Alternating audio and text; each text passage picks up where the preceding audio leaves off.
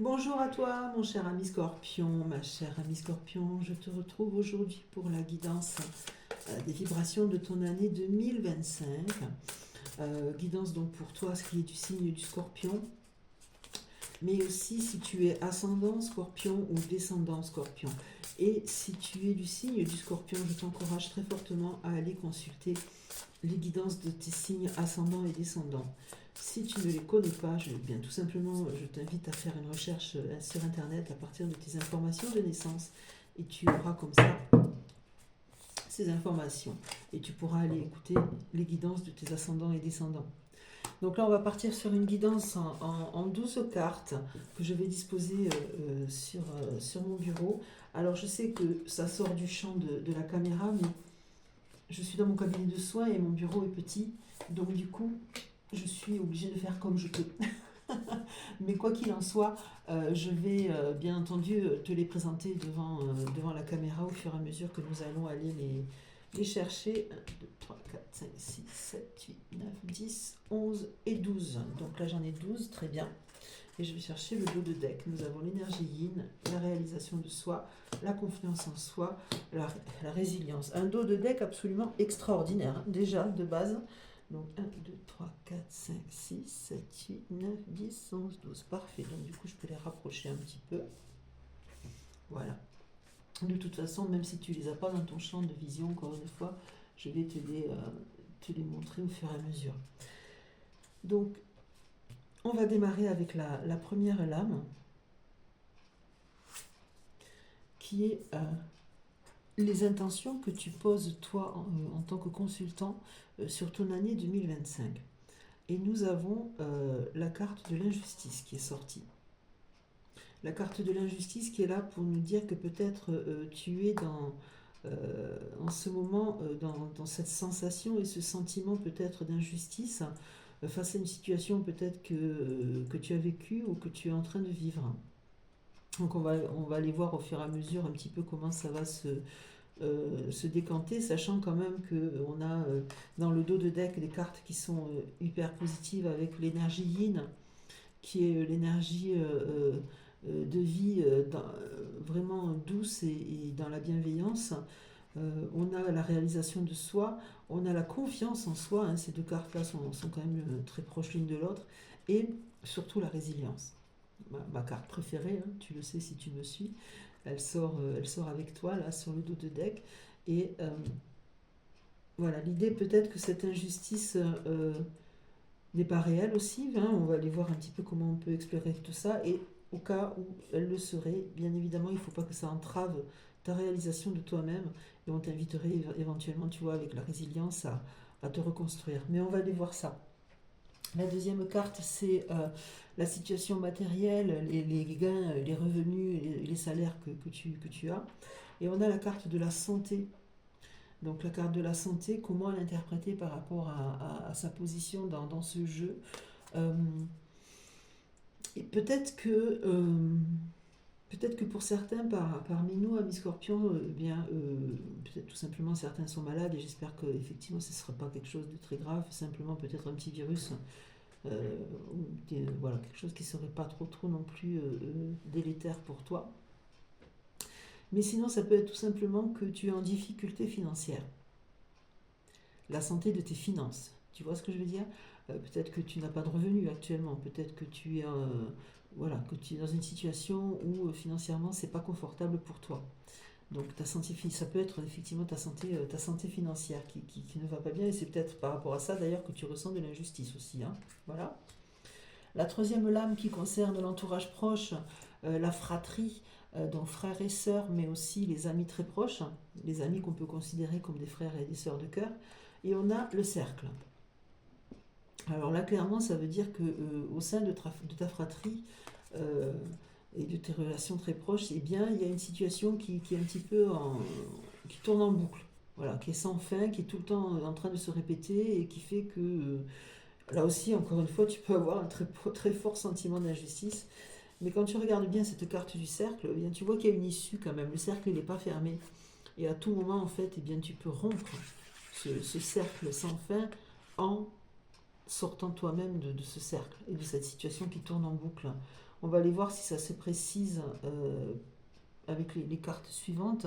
Et la carte 4, c'est difficile à dire ça, qui concerne le foyer, la famille, mais là cette fois-ci au sens filiation paternelle, avec la notion d'hérédité et de patrimoine.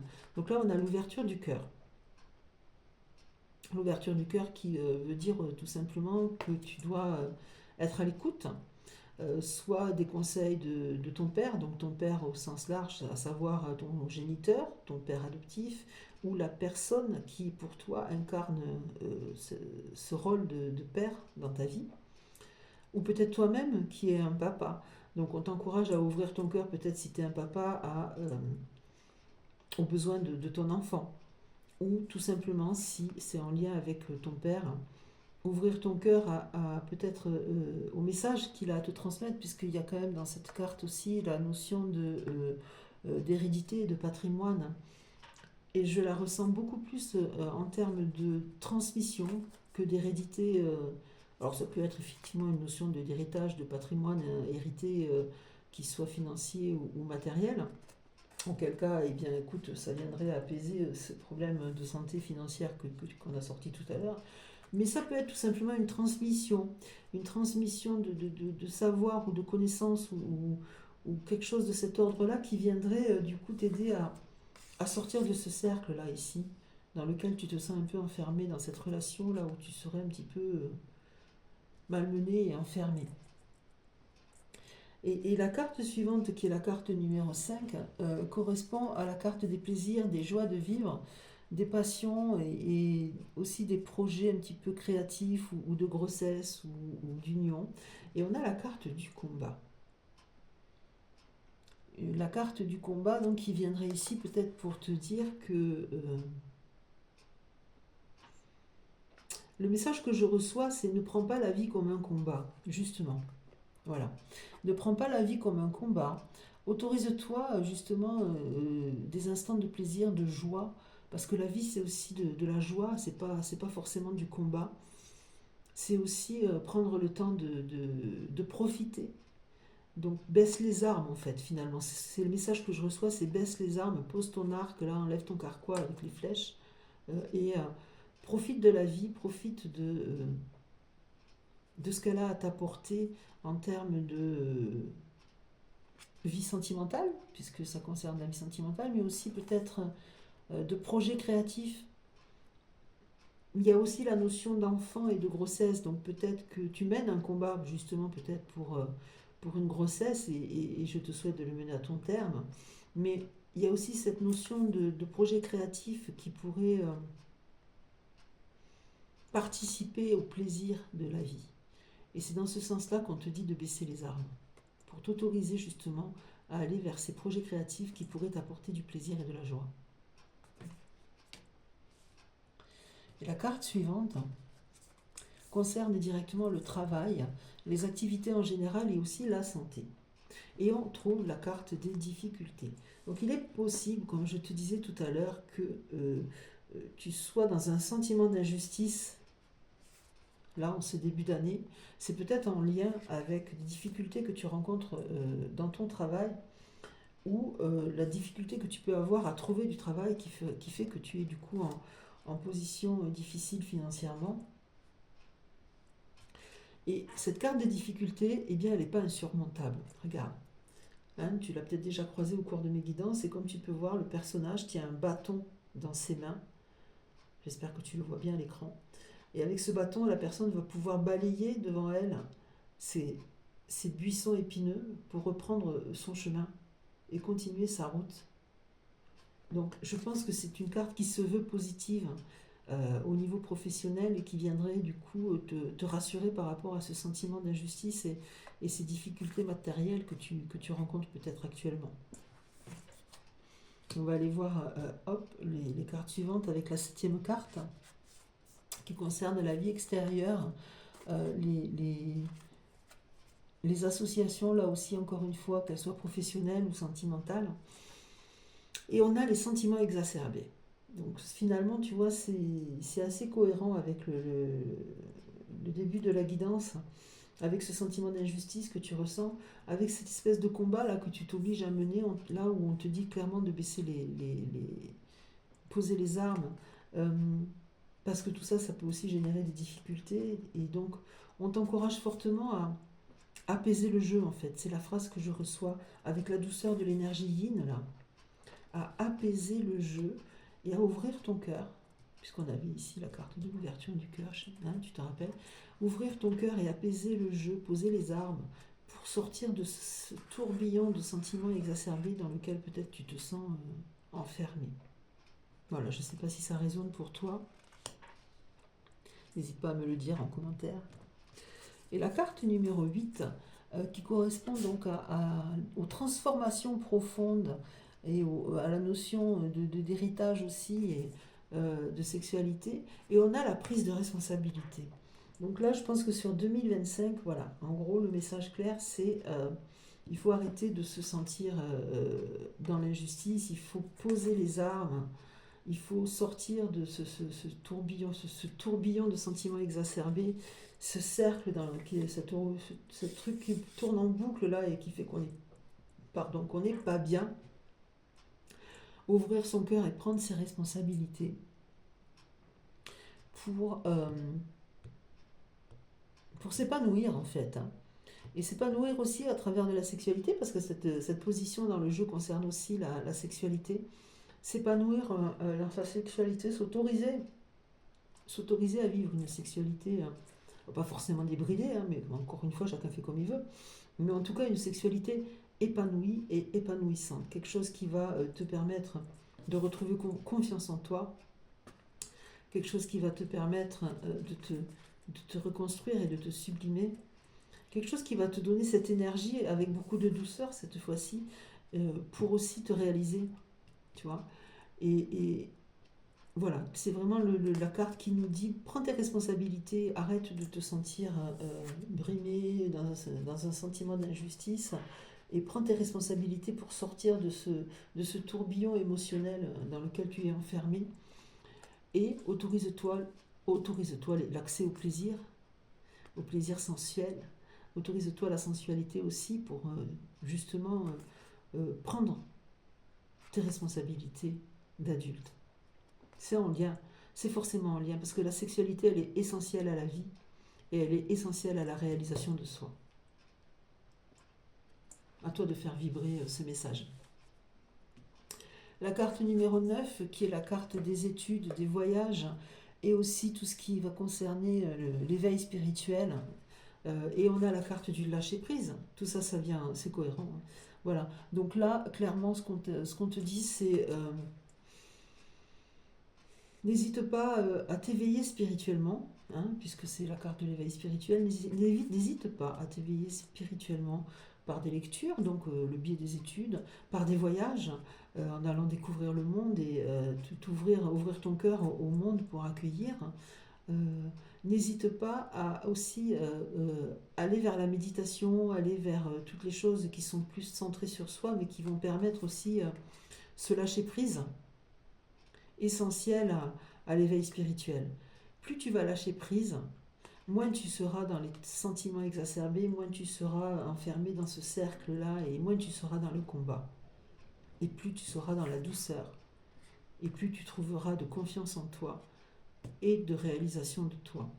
Le lâcher-prise, vraiment, si tu regardes bien la carte, la personne, elle est enfermée dans une petite bulle de protection qui repose sur des feuilles de chêne. Donc la bulle de protection, c'est vraiment ça, hein, c'est le côté, plus tu vas être centré.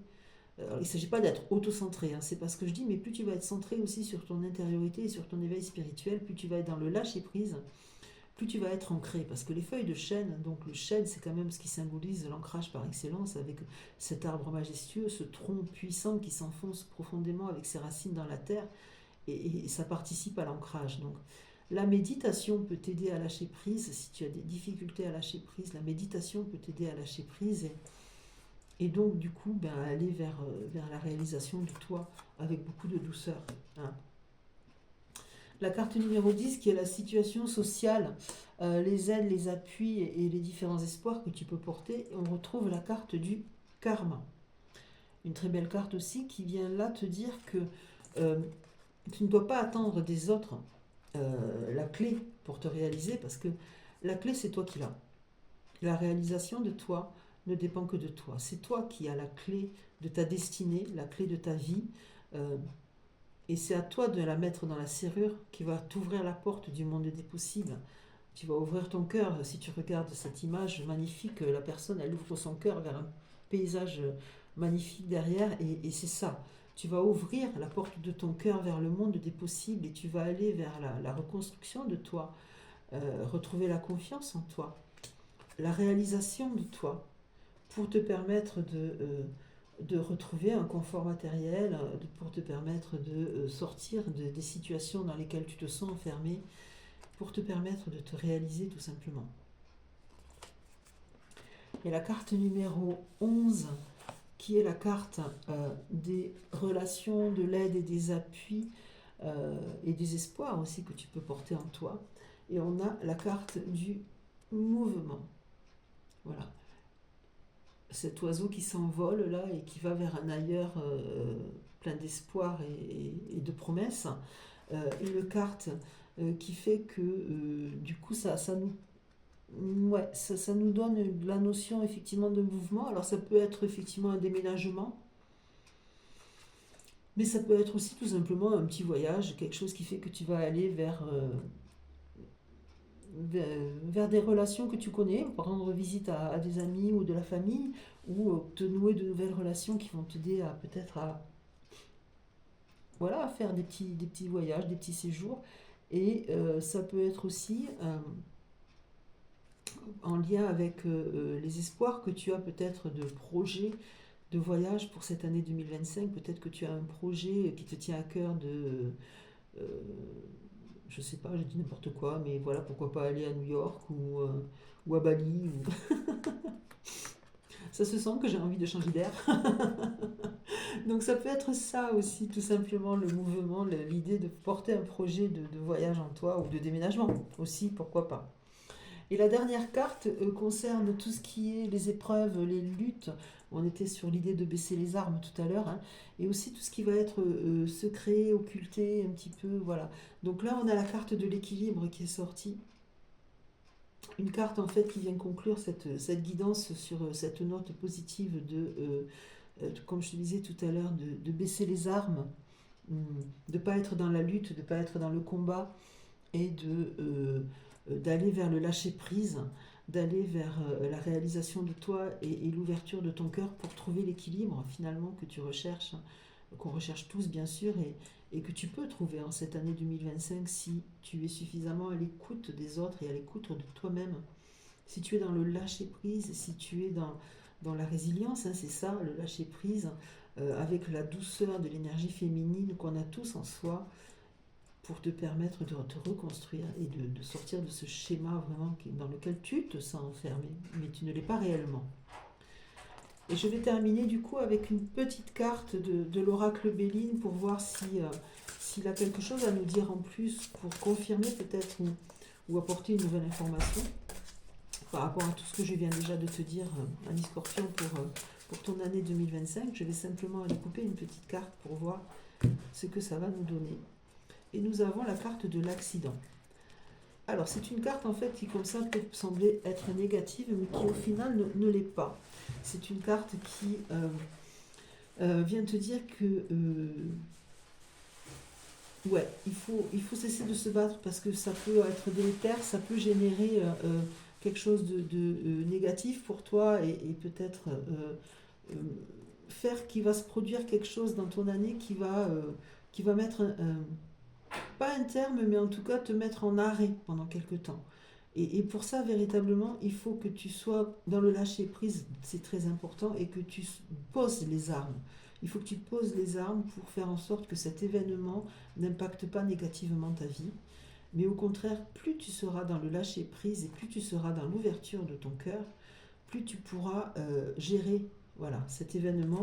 Et c'est peut-être cet événement aussi qui va t'aider à sortir de ce cercle-là dans lequel tu te sens un petit peu enfermé. Et je vais conclure avec une petite carte des messages vibratoires. Joli petit oracle, plein de douceur. Je vais prendre une carte au hasard et te lire son message. Donc, mais elle est très positive. Je vais de succès en succès, de réussite en réussite et de victoire en victoire. Rien ne peut m'arrêter. Je suis sur le chemin royal de mon destin parfait. Tout s'aligne en moi et autour de moi. Les mots-clés sont alignement, succès et épanouissement. Je pense qu'on peut difficilement conclure plus positivement une guidance que cette carte-là, qui pour le coup vient contrecarrer finalement tout ce qui peut te paraître et te sembler négatif dans cette guidance. Cette carte, elle est vraiment là pour te dire de garder la foi finalement, la foi en la vie et la confiance en toi, et de rester dans le lâcher prise et vraiment de baisser les armes parce que le succès est là, et plus tu vas rester dans le combat et moins tu vas le voir. Je conclus sur ça et je te souhaite une merveilleuse année 2025, ami Scorpion.